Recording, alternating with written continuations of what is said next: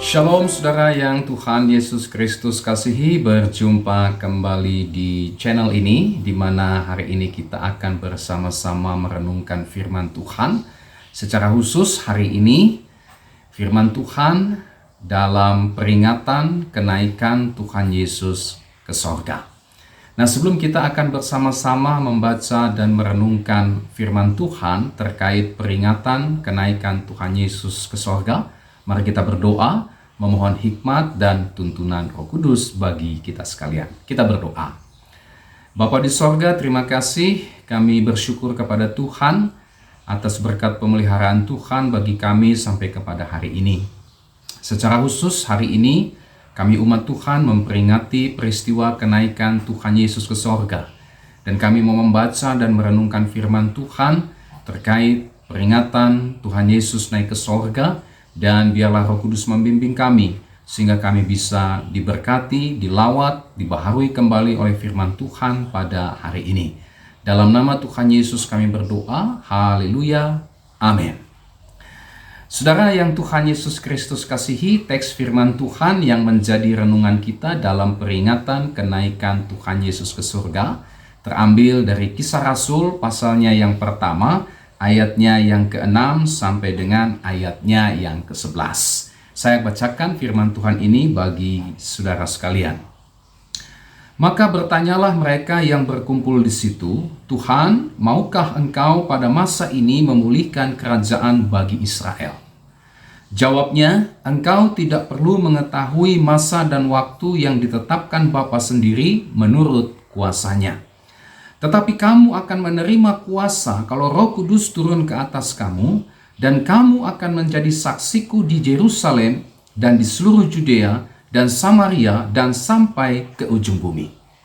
Sesudah ia mengatakan demikian, terangkatlah ia disaksikan oleh mereka, dan awan menutupnya dari pandangan mereka. Ketika mereka sedang menatap ke langit waktu ia naik itu, tiba-tiba berdirilah dua orang yang berpakaian putih dekat mereka dan berkata kepada mereka, "Hai orang-orang Galilea, mengapakah kamu berdiri melihat ke langit? Yesus ini yang terangkat ke sorga meninggalkan kamu akan datang kembali dengan cara yang sama seperti kamu melihat dia naik ke sorga." Nah saudara, demikian teks firman Tuhan yang menjadi renungan kita pada hari ini dalam peringatan kenaikan Tuhan Yesus ke sorga. Saudara yang Tuhan Yesus Kristus kasihi, Tuhan Yesus tidak hanya mati dan bangkit, tetapi juga Alkitab mencatat bahwa ia juga naik ke sorga. Nah, ada beberapa hal yang bisa kita lihat dari peristiwa kenaikan Tuhan Yesus berdasarkan teks firman Tuhan yang menjadi renungan kita pada hari ini. Apa saja itu? Yang pertama, di dalam peristiwa kenaikan Tuhan Yesus ke sorga, kita melihat di situ ada perintah untuk memberitakan Injil. Ayatnya yang ke-8. Ya, kamu akan menjadi saksiku. Kamu akan menerima kuasa kalau Roh Kudus turun ke atas kamu, dan kamu akan menjadi saksiku, ya, di Yerusalem, Judea, Samaria, bahkan sampai ke ujung bumi. Jadi sangat jelas bahwa sebelum Tuhan Yesus dia naik ke sorga, saudara, dia memberikan perintah kepada para muridnya itu untuk menjadi saksi-saksinya, memberitakan Injil di Yerusalem, Judea, Samaria, bahkan sampai ke ujung bumi. Di sini kita bisa menemukan dengan sangat jelas sekali bahwa Tuhan Yesus menghendaki agar semua suku bangsa mendengar Injil dan diselamatkan. Dan itu sebabnya dia mengutus saksi-saksinya tersebut untuk memberitakan Injil ke segala suku dan bangsa. Nah, yang perlu kita lihat dalam bagian firman Tuhan ini ketika bicara tentang perintah untuk memberitakan Injil, Yesus berkata kepada muridnya bahwa mereka adalah saksi-saksi Kristus. Apa yang dimaksud dengan saksi-saksi Kristus? Saudara, kata saksi yang dalam bahasa Yunani martus, ya, Dari kata martus inilah muncul istilah martir, ya. Orang yang mati karena bersaksi, ya. Martus ini mengandung arti seseorang yang ingat, seseorang yang mengalami, seseorang yang memiliki informasi atau pengetahuan tentang sesuatu, seseorang yang bisa memberikan informasi, seseorang yang bisa menerangkan, atau seseorang yang menegaskan atau memperkuat sesuatu. Ya, itulah definisi dari seorang saksi dari kata Yunani martus. Jadi saksi Kristus itu adalah orang yang sudah mengalami kuasa Kristus di dalam kehidupannya, dan kuasa Kristus itu, karya Kristus itu yang mengubah hidupnya. Ya, dia lahir baru, dia bertobat, dia beriman kepada Kristus, hidupnya didiami Roh Kudus, dan dia bertumbuh dan berbuah dalam firman Allah. Inilah saksi, orang yang telah mengalami karya kuasa Kristus yang mengubah hidupnya, sehingga dia mampu untuk memberikan informasi, dia mampu untuk memberikan keterangan yang kuat dan tidak terbantahkan bahwa Kristus adalah juru selamat manusia yang menyelamatkan umat manusia. Ya, itulah definisi daripada saksi. Setiap kita yang sudah mengalami kuasa Kristus, saudara, ya, yang mengubah hidup kita, kita lahir baru, kita bertobat, kita beriman kepada Kristus, kita didiami oleh Roh Kudus, kita terus bertumbuh dan berbuah dalam firman Allah, ya, maka kita juga adalah saksi-saksi Kristus yang diutus oleh Kristus untuk memberitakan Injil. Ya. Inilah yang dimaksud dengan saksi-saksi itu, orang yang sudah mengalami karya Kristus, yang mengubah hidupnya, yang memindahkan hidupnya dulu dari kegelapan, sekarang ada di dalam terang Kristus. Dia mengalami sendiri bagaimana karya Kristus mengubah hidup dia, melahirbarukan dia, bertobat dari dosa-dosa, beriman kepada Kristus sepenuhnya, Roh Kudus diam di dalam dirinya, dan dia terus bertumbuh dan berbuah di dalam firman Allah. Inilah saksi Kristus. Sehingga dengan demikian dia bisa memberikan informasi, keterangan siapa Kristus itu kepada setiap orang, dan dengan demikian melalui kesaksiannya tersebut Tuhan bekerja, ya, kepada setiap orang yang mendengarkan kesaksian tersebut, dan Tuhan pun menyatakan kasih karunia-Nya kepada mereka yang mendengar Injil dan diselamatkan. Jadi saudara-saudara yang Tuhan Yesus Kristus kasihi, bicara tentang saksi-saksi Kristus yang diutus oleh Tuhan untuk bersaksi memberitakan Injil, ini bukan hanya terbatas pada pendeta saja. Ada banyak orang Kristen yang memahami atau berpikir bahwa tugas pemberitaan Injil itu adalah tugas pendeta, tugas evangelis, tugas hamba-hamba Tuhan full-timer, tugas majelis, tugas penatua, tugas diaken, tugas syamas, ataupun para pengerja gereja. Tidak, saudara. Ya, yang disebut dengan saksi-saksi Kristus, di sana termasuk pendeta, di sana termasuk hamba-hamba Tuhan, di sana termasuk evangelis, di sana termasuk vikaris, di sana termasuk majelis, penatua, diaken, syamas, termasuk juga seluruh jemaat Tuhan, apapun latar belakang profesi dan pekerjaan mereka. Ya, itulah yang disebut dengan saksi-saksi Kristus. Semua orang yang telah mengalami kuasa Kristus, yang mengubah hidupnya, dialah saksi-saksi Kristus yang diutus untuk memberitakan Injil Kristus. Pertanyaan yang berikutnya, apa itu Injil? Ya, saksi Kristus diutus untuk memberitakan Injil. Apa itu Injil? Injil artinya, saudara, kabar baik. Ya, kabar baik. Nah, apa yang dimaksud dengan kabar baik? Injil atau kabar baik itu adalah, saya kutip berdasarkan Lukas 24 ayat 47, berita tentang pertobatan dan pengampunan dosa di dalam nama Tuhan Yesus Kristus. Itulah Injil. Ya, Injil atau kabar baik adalah berita keselamatan bagi orang berdosa. Ya, keselamatan bagi orang berdosa. Itulah pengampunan dosa bagi setiap orang yang berdosa yang percaya kepada Kristus. Kabar keselamatan bahwa orang berdosa bisa diperdamaikan dengan Allah. Orang berdosa bisa dibebaskan dari kutuk dan hukum dosa. Itulah Injil. Semua itu hanya bisa terjadi di dalam iman kepada Yesus Kristus. Nah, oleh karena Injil itu adalah kabar baik kepada semua orang berdosa, maka Tuhan Yesus menyatakan kemurahannya kepada kita, ya, memberikan kepada kita hak istimewa dengan mengutus kita untuk pergi menjadi saksi-saksinya, bersaksi memberitakan Injil, supaya mereka yang percaya kepada Kristus, mereka mendapatkan pengampunan dosa, mereka mendapatkan kelepasan dari dosa, mereka mendapatkan kelepasan dari kuasa kegelapan, mereka memperoleh kelepasan dari murka Allah dan beroleh persekutuan yang kekal dengan Allah.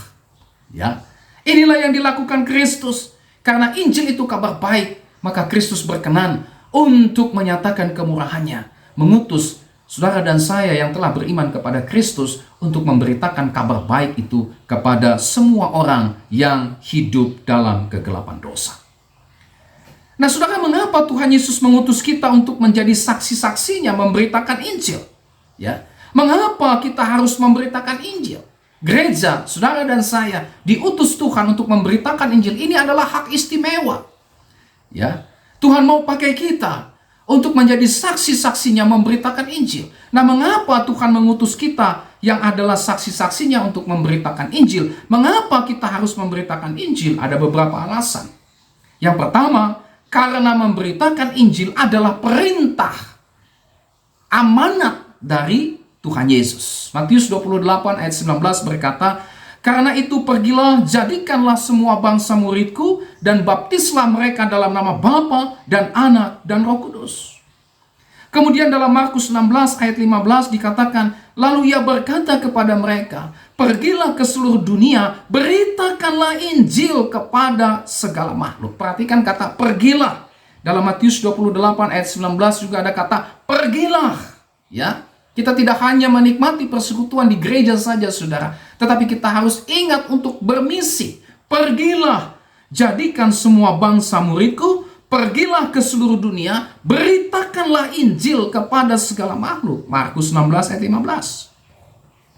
Kemudian dalam Lukas 24 ayat 47 sampai 48 di sana ditulis, "Dan lagi dalam namanya berita tentang pertobatan dan pengampunan dosa harus disampaikan kepada segala bangsa, mulai dari Yerusalem.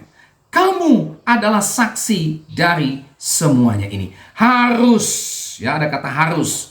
Berita tentang pertobatan dan pengampunan dosa di dalam nama Yesus harus disampaikan oleh saksi-saksi Kristus kepada segala bangsa, mulai dari Yerusalem, Judea, Samaria, sampai ke ujung-ujung bumi. Ya, ini perintah Tuhan. Sama seperti perintah Tuhan yang lain yang harus kita taati dengan penuh kasih. Berdoa, hidup kudus, jangan mencuri, jangan berzinah, jangan membunuh, jangan menjadi saksi dusta, dan sebagainya. Memberitakan Injil juga adalah perintah Tuhan yang juga harus kita taati, sama seperti perintah Tuhan yang lainnya, saudara. Ya. Nah, oleh sebab itu, saudara, menolak untuk memberitakan Injil adalah dosa. Kenapa? Karena bentuk ketidaktaatan untuk melakukan perintah Tuhan itulah pergi beritakan Injil kepada semua bangsa. Alkitab berkata dalam 1 Korintus 9 ayat 16, "Karena jika aku memberitakan Injil, aku tidak mempunyai alasan untuk memegahkan diri, sebab itu adalah keharusan bagiku. Celakalah aku jika aku tidak memberitakan Injil." Ya. Paulus berkata bahwa setiap orang yang beriman kepada Kristus harus memberitakan Injil. Karena memberitakan Injil adalah bentuk kasih dan ketaatan kita kepada Tuhan. Ya. Justru kalau gereja, saudara dan saya menolak untuk memberitakan Injil, tidak mau untuk memberitakan Injil, maka itu adalah bentuk ketidaktaatan, ya, kepada perintah Tuhan. Seorang saksi Kristus, dia tidak hanya menikmati keselamatan itu dalam dirinya, tetapi menggerakkan dia untuk juga berbagi kabar baik yang telah dia alami kepada semua orang berdosa yang hidup di dalam kegelapan dosa. Ya. Ini adalah perintah Tuhan. Itu sebabnya Paulus berkata, "Celaka aku kalau aku tidak memberitakan Injil." Kenapa? Ketidaktaatan kepada Tuhan kalau tidak memberitakan Injil. Ya. Oleh sebab itu, saudara, gereja yang hidup Gereja yang bertumbuh, gereja yang berbuah, berakar dalam Kristus adalah gereja yang memberitakan Injil. Ya. Kalau saudara dan gereja saudara tidak memberitakan Injil, maka bisa jadi gereja saudara mati. Ya. Gereja yang hidup adalah gereja yang memberitakan Injil. Gereja yang mati adalah gereja yang berhenti memberitakan Injil. Adakah saudara bergairah untuk memberitakan Injil? Adakah gereja saudara mendorong saudara untuk memberitakan Injil? Ya, karena gereja yang bertumbuh, gereja yang berakar di dalam Kristus adalah gereja yang terus-menerus tergerak untuk pergi memberitakan Injil. Saudara dan saya harus terlibat dalam memberitakan Injil karena ini adalah perintah Tuhan. Yang kedua, mengapa kita harus memberitakan Injil? Karena Injil bisa menyelamatkan manusia dari kebinasaan kekal. Hanya Injil saja, saudara, yang bisa menyelamatkan orang berdosa dari kebinasaan kekal. Hanya Injil. Itu sebabnya kita diutus untuk memberitakan Injil. Kenapa? Karena hanya Injillah satu-satunya solusi, satu-satunya jawaban, ya, untuk keselamatan orang berdosa. Injillah yang bisa menyelamatkan manusia dari kebinasaan kekal. Alkitab berkata, semua manusia berdosa. Roma 3 ayat 10-12 dan ayat 23. Dan karena itu, semua orang berdosa, mereka semua pasti akan dihukum Allah. Mereka berada di bawah murka Allah. Roma 6 ayat 23, upah dosa ialah maut. Wahyu 21 ayat 8 juga mencatat hal yang demikian. Penghukuman Allah atas orang-orang berdosa adalah sebuah keniscayaan, adalah sebuah kepastian. Dan manusia tidak bisa menyelamatkan dirinya sendiri dengan perbuatan baiknya, dengan amal-amal agamanya, ya, dengan jasa-jasa baiknya, tidak bisa menyelamatkan dia dari hukuman Allah atas dosa-dosanya. Galatia 2 ayat 16, ayat 21, Yesaya 64 ayat 6a, di situ dikatakan, segala kesalehan kami seperti kain kotor. Ya. Kesalehan manusia yang berdosa ini tidak bisa meluputkan dia dari murka Allah atas dosa-dosanya dan tidak bisa membebaskan dia dari belenggu dosa. Itu sebabnya Allah mengutus Kristus. Kristus sudah mati menebus dosa-dosa kita yang percaya kepadanya, sehingga di dalam Kristus ada pengampunan, ada pembebasan dari hukuman Allah. Yohanes 3 ayat 16 berkata, karena begitu besar kasih Allah akan dunia ini, sehingga dia mengaruniakan anaknya yang tunggal. Supaya apa? Jelas di situ dikatakan, supaya setiap orang yang percaya kepadanya tidak binasa, melainkan beroleh hidup yang kekal. Allah menyediakan solusi karena manusia terbelenggu dalam dosa. Manusia berada di bawah murka Allah akibat dosa-dosanya. Dan manusia tidak bisa menyelamatkan dirinya dengan segala kesalehannya, amal baiknya. Tidak bisa. Itu sebabnya Allah, karena kasih-Nya yang besar, Dia mengutus Yesus untuk mati menebus dosa-dosa kita. Sehingga di dalam Kristus ada pengampunan. Di dalam Kristus ada pembebasan dari dosa, ada pembebasan dari murka Allah. Hanya Kristus. Itu sebabnya kita harus beritakan Injil. Yesus Kristuslah satu-satunya yang bisa menyelamatkan saudara dan saya, manusia berdosa ini, dari murka Allah, dari kebinasaan kekal, dari belenggu dosa. Menolak Kristus berarti binasa selama-lamanya. Markus 16 ayat 16 berkata, siapa yang percaya dan dibaptis akan diselamatkan, tetapi siapa yang tidak percaya akan dihukum. Ya. Yohanes 3 ayat 18, barang siapa percaya kepadanya, ia tidak akan dihukum. Barang siapa tidak percaya, ia telah berada di bawah hukuman, sebab ia tidak percaya dalam nama Anak Tunggal Allah. Ya. Orang yang menolak Injil, mohon maaf, dia akan binasa. Jadi saudara, Tuhan Yesus memerintahkan kita untuk memberitakan Injil supaya setiap orang yang hidup di dalam dosa bisa mendengarkan Injil. Lalu kemudian berbalik kepada Allah, percaya dan diselamatkan dari murka Allah. Saudara, pada waktu kita memberitakan Injil, sebetulnya itu adalah sebuah tindakan kasih kita kepada orang yang belum diselamatkan. Ya. Inilah bentuk kasih kita. Memang kita harus berbuat baik, mengasihi sesama, misalnya memberikan bantuan sosial, ya, memberikan bantuan secara jasmani, iya. Tetapi ada yang lebih penting daripada itu. Apakah saudara juga sudah memberitakan Injil kepada mereka? Ya, beritakan Injil. Jangan sampai gereja hanya melakukan aksi-aksi sosial, tapi Injil tidak bisa diberitakan. Untuk apa gereja memberikan bantuan sosial kalau Injil tidak diberitakan? Orang itu pasti akan masuk neraka. Nah, oleh sebab itu saudara, kita sebagai orang yang percaya kepada Kristus, mengapa memberitakan Injil? Karena ini merupakan tindakan kasih kita, kerinduan kita, tangisan kita kepada mereka yang belum diselamatkan. Mungkin salah satu anggota keluarga saudara, ya, mungkin teman kerja saudara, mungkin teman sekolah saudara, mungkin teman kampus saudara, mungkin tetangga saudara, mungkin sahabat saudara, dan sebagainya. Tangisan kita, kenapa? Karena kita mengasihi orang itu, sehingga kita menceritakan Injil, supaya orang ini bisa diselamatkan. Kalau kita mengasihi mereka yang belum diselamatkan, saudara, maka kita pasti memberitakan Injil kepada mereka. Ya.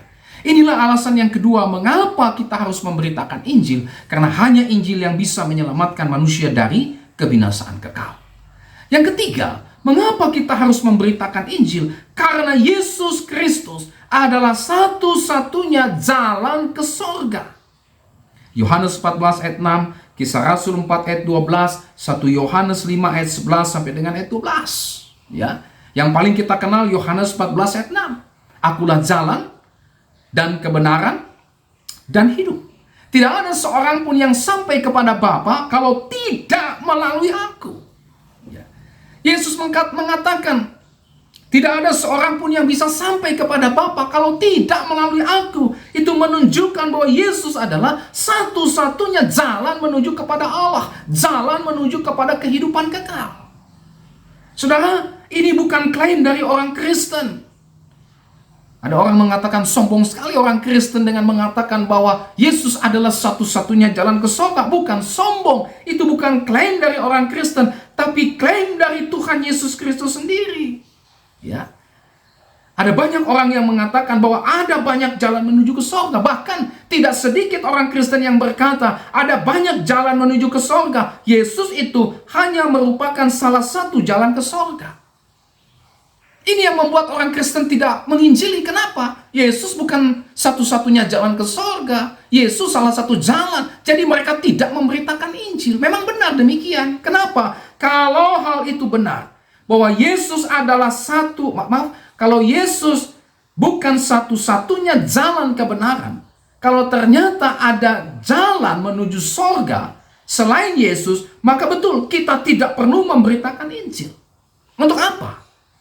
Ya, karena ada banyak jalan menuju ke surga. Yesus bukan satu-satunya jalan. Kalau benar demikian, maka kita tidak perlu memberitakan Injil.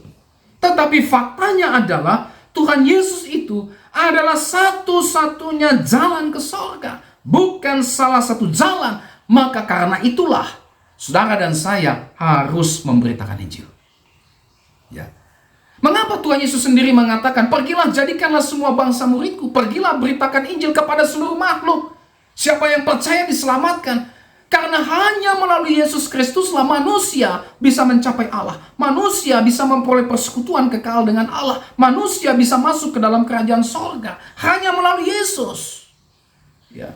Kalau ternyata Yesus tahu bahwa jalan menuju ke rumah Bapa, jalan menuju keselamatan kekal, jalan menuju ke sorga itu tidak hanya melalui Dia saja, Yesus tidak akan perintahkan kita untuk memberitakan Injil.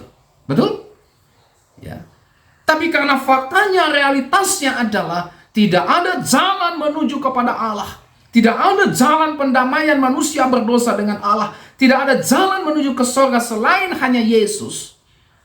Ya, maka Yesus memerintahkan para muridnya, pergi beritakan Injil. Karena hanya di dalam aku sajalah, kata Yesus, ya, kamu bisa sampai kepada Bapa. Kamu bisa memperoleh keselamatan kekal. Kamu bisa memperoleh persekutuan yang kekal dengan Allah. Hanya di dalam Yesus Kristus saja. Inilah alasan yang ketiga, mengapa kita harus beritakan Injil. Karena Yesus adalah satu-satunya jalan ke surga. Kalau ada orang Kristen yang masih ragu bahwa Yesus bukan satu-satunya jalan ke surga, dia bukan Kristen. Dia hanya mengaku Kristen. Karena orang Kristen yang sejati, dia percaya Yesuslah satu-satunya jalan ke surga, dan itu sebabnya dia mengerti mengapa Yesus mengutus dia untuk memberitakan Injil. Karena hanya Injillah yang bisa membawa keselamatan kekal kepada Allah. Hanya Injillah, itulah beriman kepada Yesus yang membawa seseorang untuk bisa masuk ke dalam kerajaan kekal. Yang keempat, saudara, mengapa Tuhan Yesus memerintahkan kita untuk memberitakan Injil? Itulah karena Injil bisa memperbaiki kehidupan manusia. Setiap orang yang percaya kepada Injil atau yang sudah diselamatkan oleh Injil Kristus Yesus adalah ciptaan baru. Ya, 2 Korintus 5 ayat 17. Yang hidupnya didiami oleh Roh Kudus. Saudara, jika setiap orang percaya kepada Injil, maka keluarga akan dipulihkan. Kalau setiap masyarakat itu percaya kepada Injil, maka masyarakat akan dipulihkan. Kalau setiap orang percaya kepada Injil, maka pendidikan, dunia pendidikan akan dipulihkan. Kehidupan sosial, politik, budaya, hukum, pemerintahan, dan semua bidang kehidupan manusia akan dipulihkan. Kenapa? Hanya Injil yang bisa memperbaiki kehidupan manusia. Itu sebabnya kita harus memberitakan Injil supaya rumah tangga kita dipulihkan. Kita harus beritakan Injil supaya masyarakat yang korup ini, masyarakat yang dikuasai oleh sistem yang jahat ini dipulihkan. Kita harus memberitakan Injil supaya dunia pendidikan, dunia kesehatan, dunia sosial, politik, budaya, hukum, pemerintahan, dan semua bidang kehidupan manusia dipulihkan. Hanya Injil yang bisa memulihkan kehidupan manusia. Nah, saudara, inilah 4 alasan mengapa Tuhan Yesus memerintahkan kita untuk memberitakan Injil. Oleh sebab itu, mari, saudara dan saya, kita semua yang percaya kepada Kristus, mentaati perintah Tuhan Yesus ini untuk memberitakan Injil. Ya. Dan di dalam bagian firman Tuhan ini kita juga melihat ada janji Tuhan kepada para saksinya. Tuhan berjanji akan menyertai para saksinya itu untuk memberitakan Injil. Matius 28 ayat 19-20 berkata, "Karena itu pergilah, jadikanlah semua bangsa muridku dan baptislah mereka dalam nama Bapa dan Anak dan Roh Kudus, dan ajarlah mereka melakukan segala sesuatu yang telah kuperintahkan kepadamu, dan," ini dia, "ketahuilah, Aku menyertai kamu senantiasa sampai kepada akhir zaman." Aku menyertai kamu senantiasa sampai kepada akhir zaman. Tuhan menyertai saksi-saksinya yang mau pergi untuk memberitakan Injil. Bahkan, saudara, Tuhan Yesus mengutus Roh Kudus untuk menyertai kita, para saksi-saksi Kristus, di dalam memberitakan Injil. Ayat 8 yang tadi kita sudah baca bersama, saya baca kembali. "Tetapi kamu akan menerima kuasa." Ada kuasa yang menyertai orang-orang yang memberitakan Injil. Mengapa ada kuasa? Kalimat selanjutnya, "Karena Roh Kudus turun ke atas kamu, dan kamu akan menjadi saksiku di Yerusalem dan di seluruh Judea dan Samaria dan sampai ke ujung-ujung bumi." Ya, Tuhan Yesus memberikan Roh Kudusnya kepada setiap saksi-saksinya, dan itu sebabnya saksi-saksinya punya kuasa, ya, yang menyertai mereka untuk memberitakan Injil. Roh Kudus diberikan untuk memberikan hikmat, memberikan petunjuk kepada para saksi Kristus di dalam memberitakan Injil. Nah, saudara yang Tuhan Yesus Kristus kasihi, inilah hal pertama yang bisa kita lihat dari peristiwa kenaikan Tuhan Yesus ke sorga. Itulah ada pesan, ada amanat, ada perintah dari Tuhan Yesus kepada para murid-muridnya untuk memberitakan Injil. Momen peringatan kenaikan Tuhan Yesus ke sorga kembali mengingatkan kita, kembali mengevaluasi kita dan gereja kita. Apakah selama ini kita dan gereja kita telah menjalankan penginjilan, telah pergi untuk memberitakan Injil? Ya, jangan sampai peristiwa kenaikan Tuhan Yesus ini Perintah untuk memberitakan Injil tidak disampaikan. Perintah untuk memberitakan Injil dihapuskan. Ya, itu berarti bukan Kristen yang sejati. Momen peristiwa kenaikan Tuhan Yesus yang kita peringati hari ini mengingatkan kita, ya, mungkin menegur kita juga, menasehati kita. Selama ini apakah kita sudah pergi untuk memberitakan Injil di dalam keluargamu, kepada tetanggamu, teman-temanmu, kerabatmu, saudaramu, dan seterusnya? Apakah kita sudah pergi memberitakan Injil? Dan apakah gereja kita sudah memberitakan Injil? Masih memberitakan Injil? Itu menjadi sebuah evaluasi bagi kita.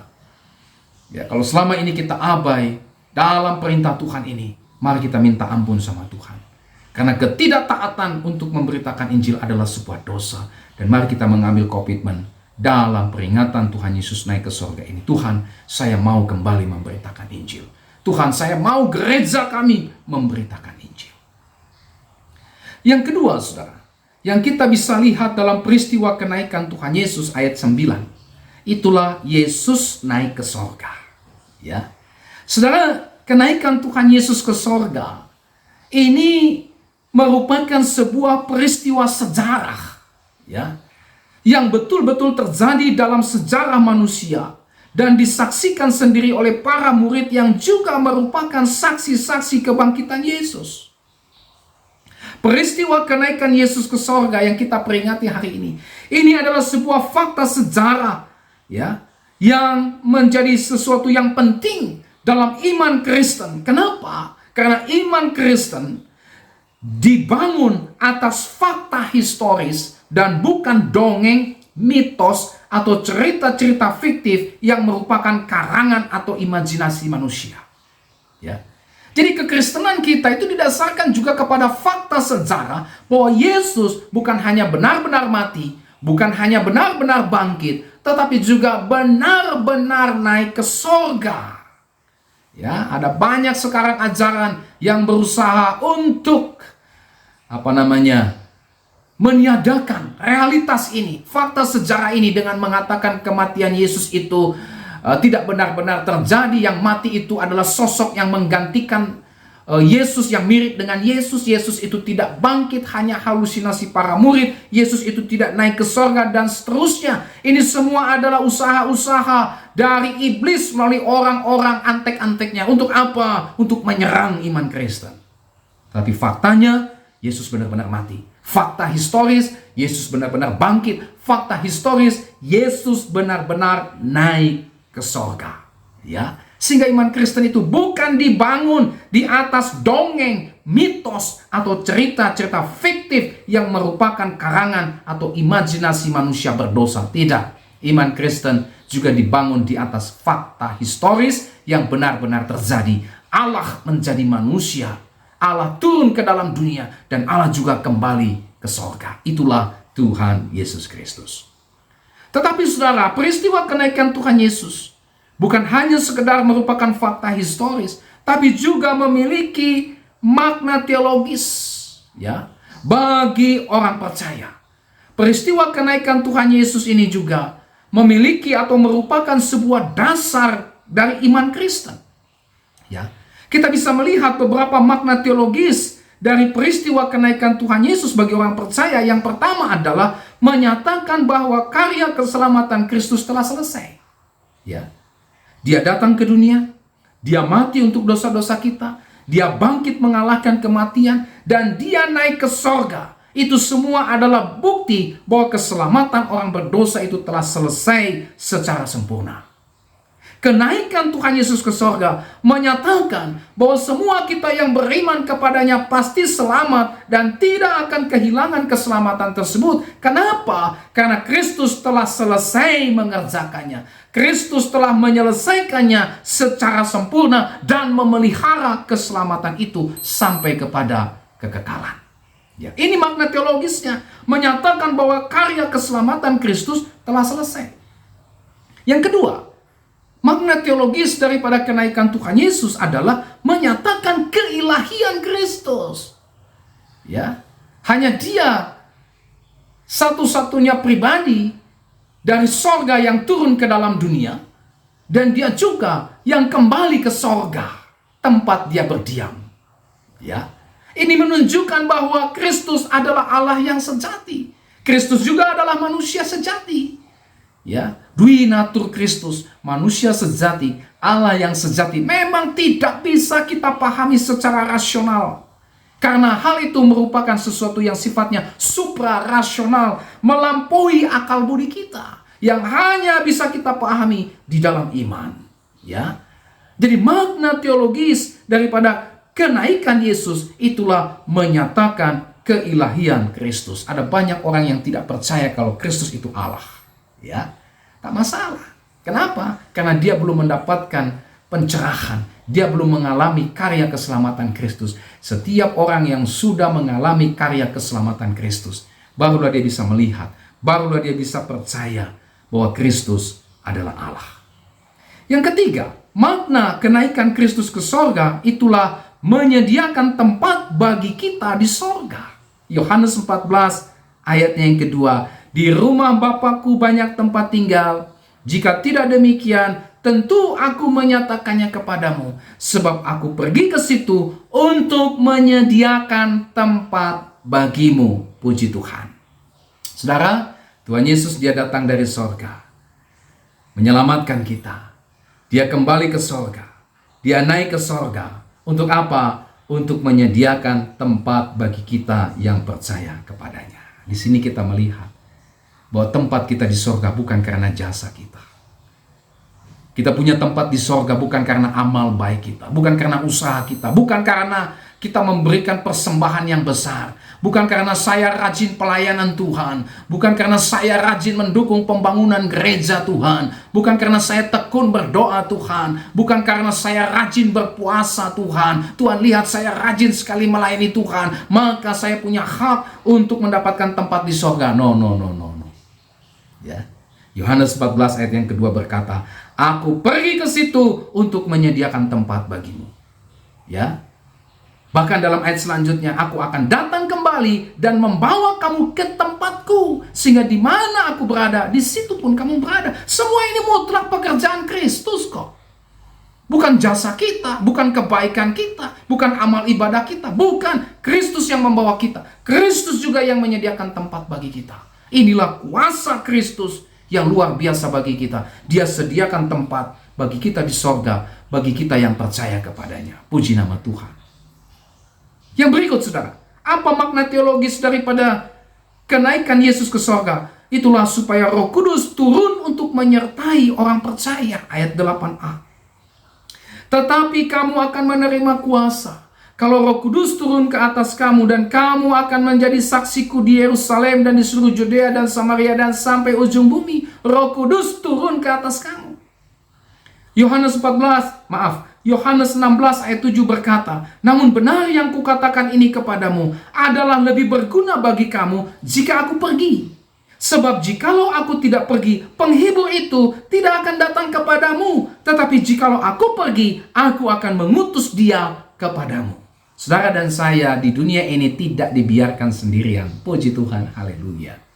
Jika ketika kita menjalani kehidupan kekristenan kita, ketika kita menjalankan perintah dan amanat agung Kristus memberitakan Injil, Kristus menyertai kita, Roh Kudus juga diutus untuk tinggal dalam diri kita, menyertai kita, dan terus tinggal dalam diri kita, dan terus berkarya, menguatkan, menghibur, memberikan hikmat kepada kita.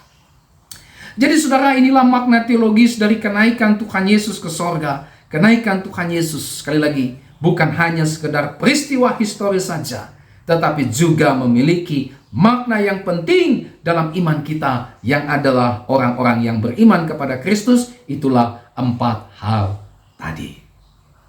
Yang berikut, yang ketiga, dalam peristiwa kenaikan Tuhan Yesus ke sorga, kita melihat di sana ada janji kedatangannya yang kedua kali. Ayat 10 sampai dengan ayatnya yang ke-11.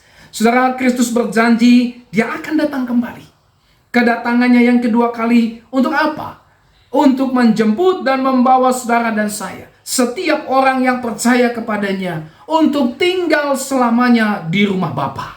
Saya kutip Yohanes 14 ayat 3. Dan apabila aku telah pergi ke situ dan telah menyediakan tempat bagimu, ya, Aku akan datang kembali. Itulah kedatangan Yesus yang kedua. Aku akan datang kembali dan membawa kamu ke tempatku, supaya di tempat di mana aku berada, kamu pun berada. Puji nama Tuhan. Ya. Kita akan segera melihat kedatangan Kristus yang kedua kali. Untuk apa? Untuk membawa kita ke tempatnya yang kekal di sorga. Inilah janji Kristus. Dia tidak hanya naik ke sorga, tetapi dia kelak akan datang yang kedua kalinya. Untuk apa? Untuk membawa kamu ke tempatku, supaya di tempat di mana aku berada, kamu pun berada. Saudara, tempat kita bukan di dunia ini, saudara. Ya, jadi betul kata Tuhan Yesus. Hendaklah kamu kumpulkan harta di sorga, bukan harta di dunia ini. Karena semua yang kita punya di dunia ini, saudara, akan segera kita tinggalkan. Karena tempat kita yang sesungguhnya hanya di sorga. Kristus datang yang kedua kali untuk membawa kita ke tempatnya. Memang kita tidak tahu kapan waktunya Yesus akan datang kembali. Tetapi meskipun demikian, dia pasti akan datang dan membawa kita yang adalah umat tubusannya untuk tinggal di rumah Bapa di sorga. Nah, oleh sebab itu, saudara, ayo kita persiapkan diri kita menyambut kedatangan Kristus yang kedua kali. Dengan cara apa? Itulah dengan berjaga-jaga. Kristus nanti akan datang kedua kali. Mari kita siapkan diri kita untuk menyambut Kristus yang kedua kali dengan berjaga-jaga, supaya kita tidak kembali hidup dalam dosa. Jangan sampai kita terus terlena dalam kesenangan duniawi, sibuk memikirkan perkara-perkara duniawi, lupa kalau Yesus nanti akan datang. Ya, sehingga kita tidak mempersiapkan diri dengan baik. Mari kita persiapkan diri, Yesus akan datang. Dan oleh sebab itu, jangan kita sampai terlena dengan kesenangan dunia, sibuk memikirkan urusan-urusan dunia. Tetapi mari kita tetap setia, hidup mengasihi dan melayani Tuhan. Sehingga ketika Kristus datang yang kedua kali, kita siap. Ya, jangan seperti perumpamaan 10 perempuan yang bodoh dan 10 perempuan yang bijak. Ya, 10 perempuan yang bijak, dia mempersiapkan minyaknya untuk menyambut kedatangan mempelai, pengantin pria. Sementara 10 perempuan yang bodoh, sudahlah, gak perlu persiapan. Akhirnya apa yang terjadi, saudara? Waktu mempelai itu datang, 10 perempuan bijak itu telah siap dengan minyak yang terisi penuh. Sementara 10 perempuan yang bodoh sibuk untuk mencari bagaimana supaya minyak yang sudah padam ini terisi. Pelita yang sudah padam itu terisi dengan minyak. Dan pada akhirnya dia tidak bisa masuk dalam pesta perjamuan mempelai pria itu.